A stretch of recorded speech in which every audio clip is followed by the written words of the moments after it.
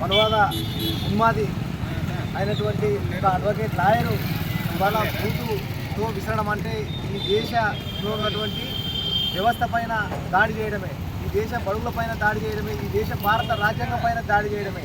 అంటే ఇప్పుడు ఎక్కడికి చేరిందంటే ఈ మనవాదము సుప్రీంకోర్టు దాకా పోయింది.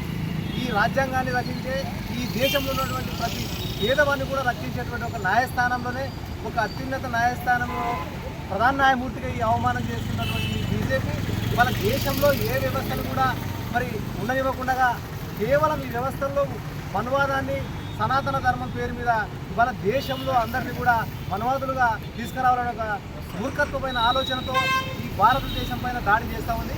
మరి ఇంత జరిగితే కూడా ఈ దేశ ప్రధాని మరి ఎందుకు మౌనంగా ఉన్నాడో ఈ దేశ ప్రజలకు చెప్పాలి. ఒక ఉన్నతమైనటువంటి న్యాయస్థానంలో ప్రధాన న్యాయమూర్తి అయినటువంటి జడ్జెస్ కేటగిరీలో ఉన్నటువంటి వ్యక్తిపైనే అత్యంత భద్రతా స్థలంలో ఒక వ్యక్తి బూటు తీసి విసిరినాడంటే మరి ఈ వ్యవస్థ ఎక్కడికి పోతుంది? ఇది సెక్యులరిజం పైన దాడి చేయడమే.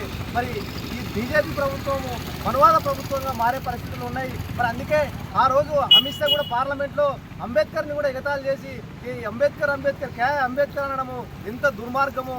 మరి చూస్తున్నాం మెల్లమెల్లగా ప్రతి వ్యవస్థలో కూడా మనువాదాన్ని, సనాతన ధర్మాన్ని తీసుకొచ్చే ప్రయత్నాలు చేస్తూ ఉన్నారు.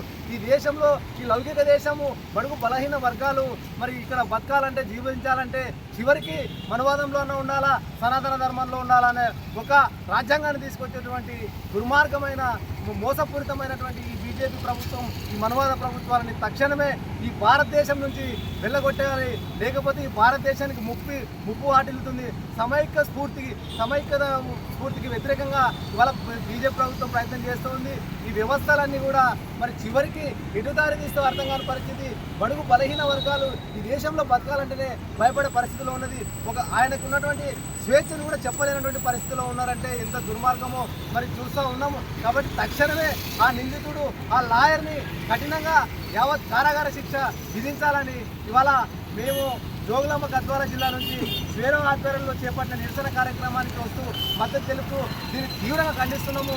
మరి ఈ కార్యక్రమాన్ని చేపట్టినటువంటి స్వేరోకు కూడా ప్రత్యేకమైనటువంటి మరి అభినందనలు. ఇటువంటి కార్యక్రమాలు స్వేరో కూడా బడుగు బలహీన వర్గాల తరఫున చాలా ఏళ్ల కాలం నుంచి ఈ తెలంగాణ రాష్ట్రంలో కాదు, తెలుగు రాష్ట్రాల్లో కూడా మరి అంటే మారుమూల గ్రామంలో చైతన్యం కోసం పనిచేస్తున్నటువంటి స్వేరోకు కూడా ప్రత్యేకమైన అభినందనలు తెలియజేస్తూ ఈ బీఆర్ గవాయిపై జరిగినటువంటి దాడిని తక్షణమే ప్రధానమంత్రి ఖండించి ఆ నిందితుడిని కఠినంగా శిక్షించే విధంగా ఆయన ప్రకటన ఇవ్వాలని ఇవాళ మా బీఆర్ఎస్ పార్టీ నుంచి డిమాండ్ చేస్తున్నామని తెలియజేస్తూ ఈ అవకాశం ఇచ్చినటువంటి పెద్దలకు నమస్కారాలు ముగిస్తున్నాను.